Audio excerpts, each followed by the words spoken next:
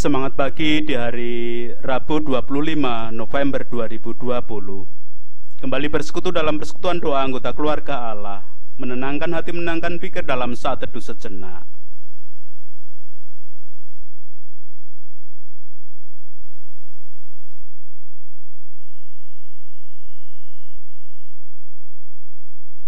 Pertolongan kita hanya berasal dari Allah yang telah menciptakan langit bumi beserta segala isinya. Kasih karunia dan damai sejahtera yang dari Allah Bapa kita dan Tuhan Yesus Kristus ada pada saudara sekalian.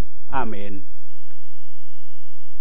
Anggota keluarga Allah, ojo gumunan, tansah eleng lan waspodo menjadi judul perenungan Sabda Tuhan hari ini.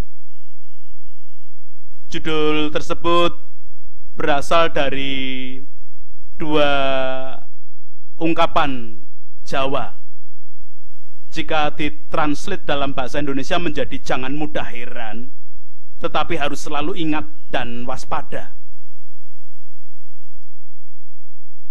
Ojo gumunan atau jangan mudah heran terkait bahwa dunia ini tidak ada yang mustahil. Segala sesuatu mungkin terjadi. Rakyat jelata menjadi pembesar dan kaya raya sangat banyak. Orang besar menjadi miskin dan bangkrut juga tidak kurang. Anak-anak miskin menjadi terpandang banyak. Yang bernasib buruk juga tidak kalah jumlahnya. Orang yang kelihatannya alim melakukan korupsi juga banyak. Preman menjadi baik juga tidak kurang. Yang jelas segala sesuatu bisa mungkin terjadi. Anggota keluarga Allah, leksionari bacaan Injil hari ini menceritakan tentang Tuhan Yesus yang mengingatkan para murid agar tidak gumunan, tidak mudah heran. Dan Lukas memberikan catatannya kepada kita di dalam pasal 21 ayat 5-11 yang demikian.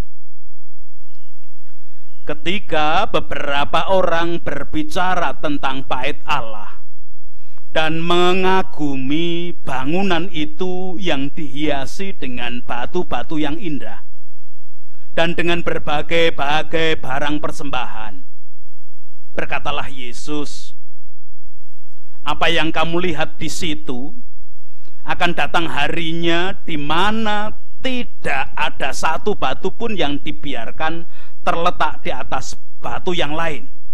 Semuanya akan diruntuhkan. Dan murid-murid bertanya kepada Yesus, katanya, Guru, bila manakah itu akan terjadi? Dan apakah tandanya kalau itu akan terjadi? Jawabnya, waspadalah supaya kamu jangan disesatkan. Sebab banyak orang akan datang dengan memakai namaku dan berkata, akulah dia dan saatnya sudah dekat. Jangan kamu mengikuti mereka. Dan apabila kamu mendengar tentang peperangan dan pemberontakan, janganlah kamu terkejut, sebab semuanya itu harus terjadi dahulu, tetapi itu tidak berarti kesudahannya akan datang segera. Ia berkata kepada mereka, bangsa akan bangkit melawan bangsa dan kerajaan melawan kerajaan, dan akan terjadi gempa bumi yang dahsyat. Dan di berbagai tempat akan ada penyakit sampar dan kelaparan. Dan akan terjadi juga hal-hal yang mengejutkan dan tanda-tanda yang dahsyat dari langit. Demikian catatan Lukas. Anggota keluarga Allah, tatkala para murid mengagumi bait Allah yang megah, dihiasi dengan batu-batu yang indah dan berbagai-bagai barang persembahan. Tuhan Yesus mengingatkan, apa yang kamu lihat di situ akan datang harinya di mana tidak ada satu batu pun akan dibiarkan terletak di atas batu yang lain. Semuanya akan diruntuhkan. Para murid dan pengikut Tuhan Yesus tidak boleh terikat pada hal-hal duniawi. Rasa kagum yang berlebihan menjadi tanda keterikatan pada hal-hal duniawi, termasuk rasa kagum yang berlebihan terhadap bangunan bait Allah ataupun gedung gereja. Bukan berarti para murid dan pengikut Tuhan Yesus tidak boleh kagum. Rasa kagum adalah hal yang lumrah, wajar. Karena memang setiap manusia, setiap kita dibekali dengan mata untuk melihat, hati untuk merasakan, akal atau nalar untuk melogika dan menalar sesuatu, dan lain sebagainya dilengkapkan kepada setiap kita manusia ciptaan Allah. Jika ada sesuatu yang kita saksikan, kita lihat, dan karena nalar dan hati kita merasa sulit untuk menjangkaunya, pasti kita akan merasa kagum. Namun, jika hanya berhenti pada rasa kagum, berhenti pada kekaguman, terlebih kemudian berlebihan di dalam kekaguman, akan membuat kita tidak melanjutkan kehidupan dengan segala tugas dan resikonya. Untuk itulah ketika para murid bertanya, "Guru, bila manakah itu akan terjadi dan apakah tandanya kalau itu akan terjadi?" Tuhan Yesus memberikan peringatan agar para murid tansah eling lan waspada.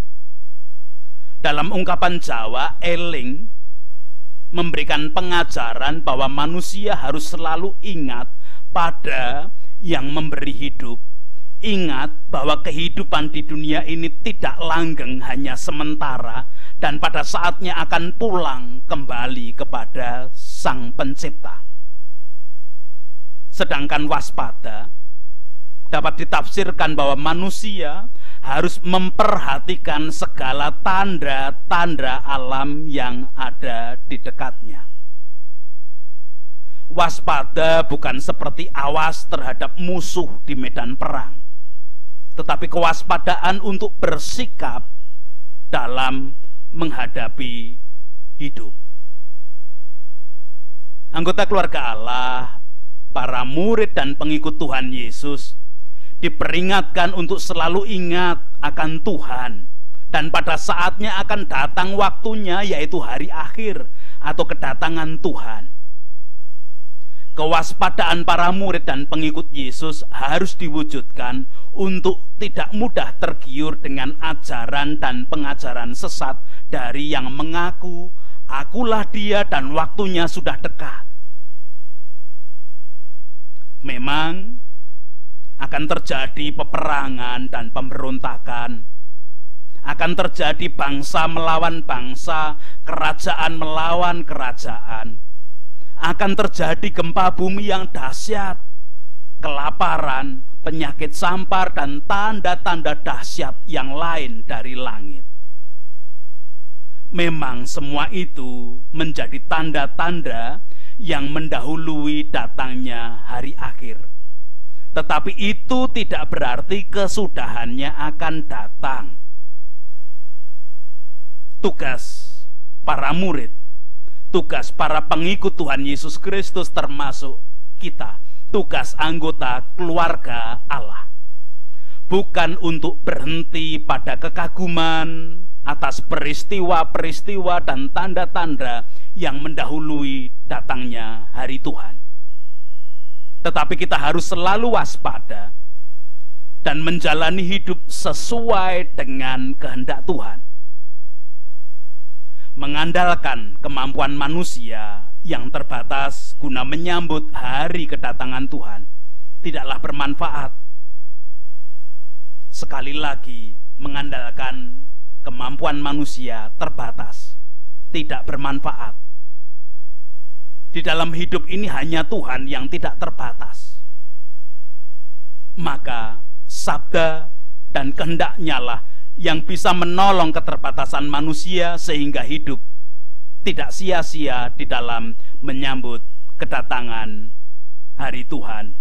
Selamat melanjutkan kehidupan dengan menyambut kedatangan hari Tuhan. Amin. Anggota keluarga Allah, sungguh sangat berbahagia kita ketika kita masih diberi kesempatan untuk melanjutkan kehidupan, namun juga diberi peringatan oleh Tuhan agar tidak terkagum-kagum pada hal-hal duniawi, selalu ingat dan waspada. Ojo gumunan tansah eling lan waspada. Tuhan Yesus Kristus menjadi penyelamat kita yang sungguh-sungguh berkarya memberikan peringatan kepada kita agar ketika kita menyambut kedatangan Tuhan tidak sia-sia. Mari kita menanggapi sabda hari ini dengan menyanyikan pelengkap Kidung Jemaat 202, Yesus Juru Selamatku.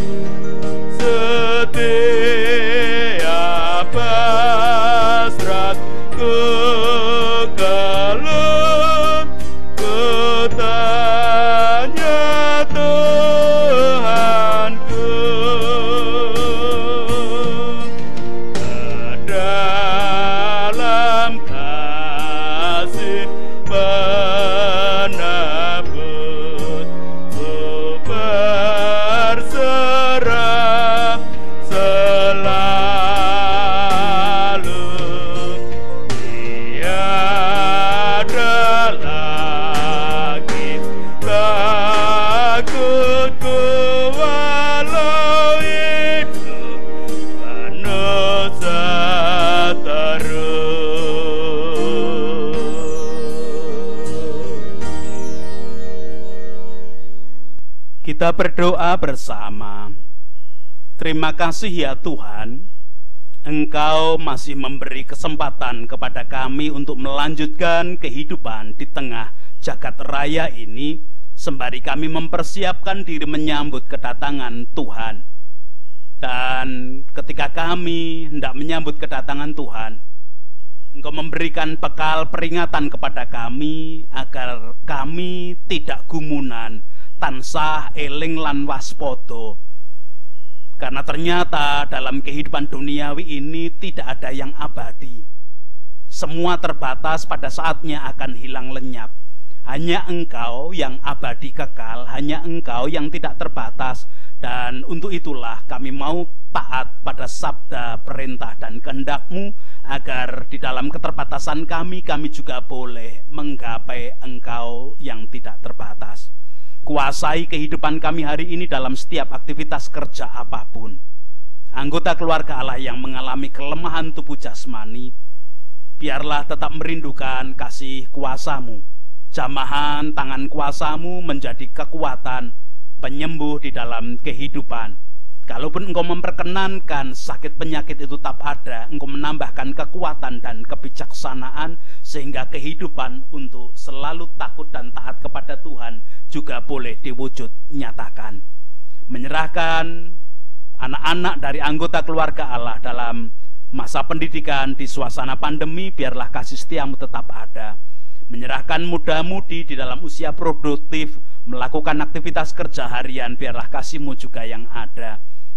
Kalau ada bagian muda-mudi yang berusaha menemukan pasangan hidup yang sepadan, Tuhan pun berkuasa atasnya. Tetap menyerahkan pemimpin bangsa dan negara ini dari tingkat pusat sampai pedesaan-pedesaan.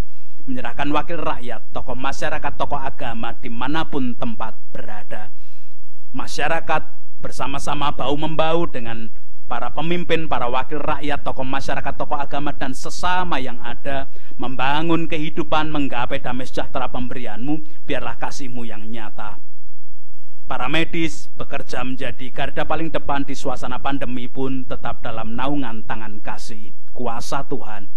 Rumah sakit yang ada di bumi pertiwi tetap dalam tangan kasih kuasa-Mu. Itu doa-doa kami saat ini Tuhan. Ampuni dosa dan kesalahan kami, dan hanya di dalam Tuhan Yesus Kristus kami mengaturkan semuanya. Amin.